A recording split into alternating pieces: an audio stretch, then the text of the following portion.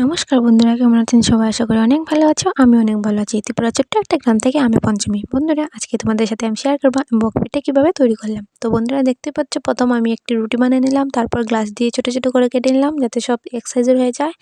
তারপর রুটির মধ্যে আমি নারকেল দিয়ে দিলাম। নারকেল দিয়ে ভালোভাবে এখন দু সাইডটা ভালোভাবে লেগে নেব যাতে তেল না ঢুকে আর কি বকের ভিতরে।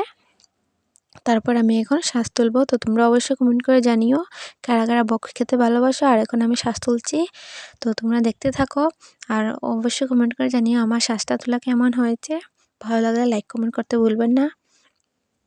তো বন্ধুরা, তোমাদের সাথে গল্প করতে করতে আমি অনেকগুলো বক বানিয়ে নিলাম। তো তোমাদেরকে দেখাচ্ছি, দাঁড়াও। দেখতে পাচ্ছ বন্ধুরা, আমি অনেকগুলো বক বানিয়ে নিয়েছি। এই দেখো বন্ধুরা, তো বকগুলো কেমন হয়েছে এবং শ্বাসগুলো কেমন হয়েছে অবশ্যই কমেন্ট করে জানিও। ভালো লাগলে লাইক কমেন্ট করতে ভুলবেন না। আমার পাশে থাকো প্লিজ, আমাকে সাপোর্ট করো। আর এখন আমি বকগুলোকে ভেজে নেব। তো দেখতে পাচ্ছ বন্ধুরা, আমি দিয়ে দিচ্ছি, এবার ভেজে নিচ্ছি। তারপর ভাজা হয়ে গেলে উঠিয়ে নেব। এখন আমাদের ভাজা হয়ে গেছে, তো উঠিয়ে নিচ্ছি, বকগুলো তুলে নিচ্ছি।